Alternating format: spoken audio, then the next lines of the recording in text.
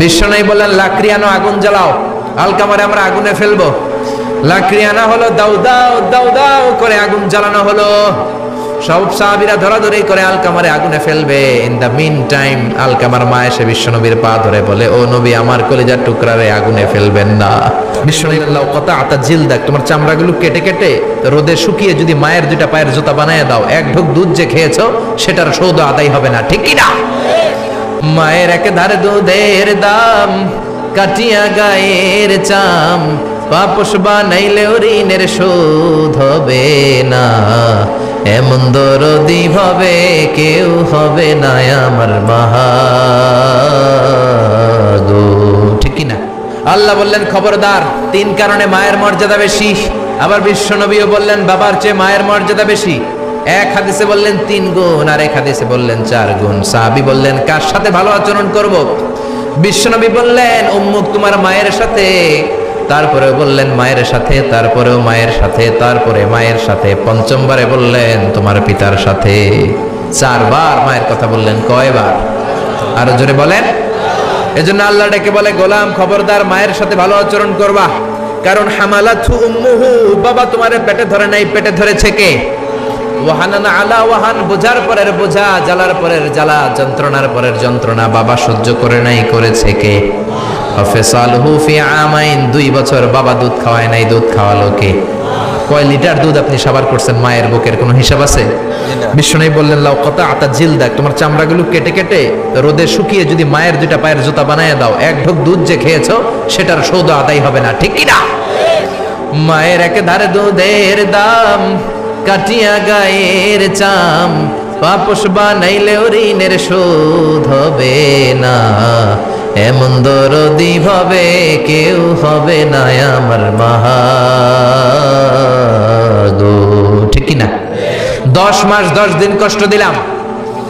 একটা মা তার বাচ্চাকে জমিনে আনতে যায়, জমিনের আলো দেখাতে যায়, কত কষ্ট করে শোনেন।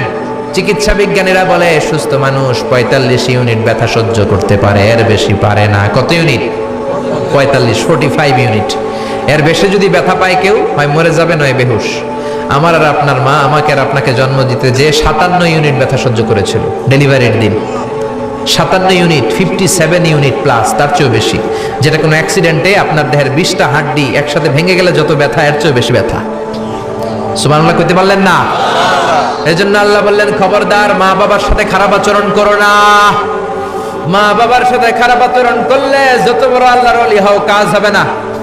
বিশ্বনবীর এক সাহাবী নাম হলো আলকামা। কি নাম?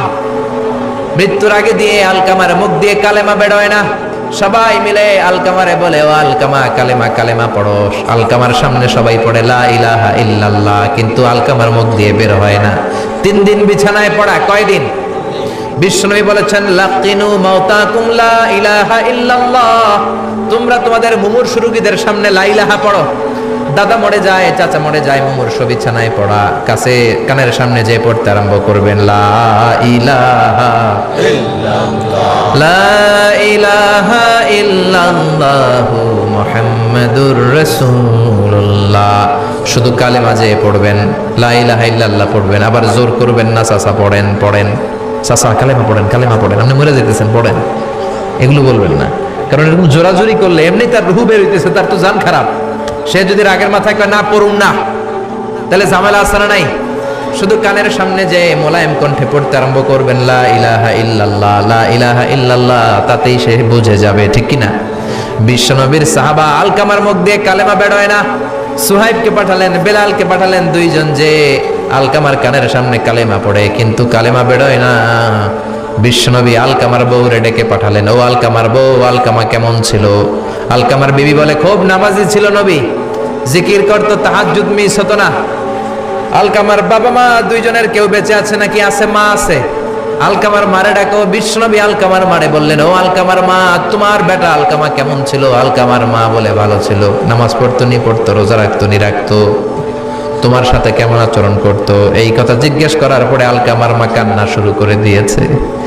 ডেকে বলে, ও নবী, আমার কথা শুনতো না, বউ পাগলা ছিল, নামাজ রোজা ঠিকই ছিল, কিন্তু আমার কথার গুরুত্ব দিত না, অনেক কষ্ট দিছে আমারে। আজ আমার মনে ব্যথা। বিশ্বনবী বলল, তোমার নিজের ছেলে কি আর করবা, মাফ করে দাও। আলকামার মা বলে, না মাফ করব না। কি বলে? ভেজাল আছে না নাই? বিশ্বনবী বললেন, লাকড়ি আনো, আগুন জ্বালাও, আলকামারে আমরা আগুনে ফেলবো। লাকড়ি আনা হলো, দাও দাও দাও দাও করে আগুন জ্বালানো হলো। সব সাহাবীরা ধরাধরি করে আলকামারে আগুনে ফেলবে। ইন দা মিন টাইম আলকামার মা এসে বিশ্বনবীর পা ধরে বলে, ও নবী, আমার কলিজার টুকরারে আগুনে ফেলবেন না। আমার নারছেরা ধন আলকামা, 10 মাস 10 দিন আমি পেটে ধরেছি, আগুনে ফেলবেন না। বিশ্বনবী বললেন, তাহলে মাফ করছো কিনা বলো। চোখের পানি ছেড়ে দিয়ে বলে, নবী যান, আলকামার ব্যাপারে আমার মনে আর কোনো দুঃখ নাই, আমার ছেলেটারে তারপরেও আপনি আগুনে ফেলবেন না, আমি আমার আলকামারে মাফ করে দিলাম। আলকামার মা আলকামার মাফের ঘোষণা যখন দিয়েছে, আলকামা চিৎকার করে পড়তে শুরু করেছে, লা ইলাহা ইল্লাল্লাহু মুহাম্মাদুর রাসূলুল্লাহ সাল্লাল্লাহু আলাইহি ওয়াসাল্লাম। মা বাবার সাথে বেয়াদবি করলে মরার আগে মুখে কালেমা বেরোবে না। চিল্লা এখন ঠিক কি না? এজন্য আপনি যত বড় আল্লাহর ওলি হন, যত বড় মানুষ হন, মা বাবার সাথে খেদমতের দরকার আছে না নাই?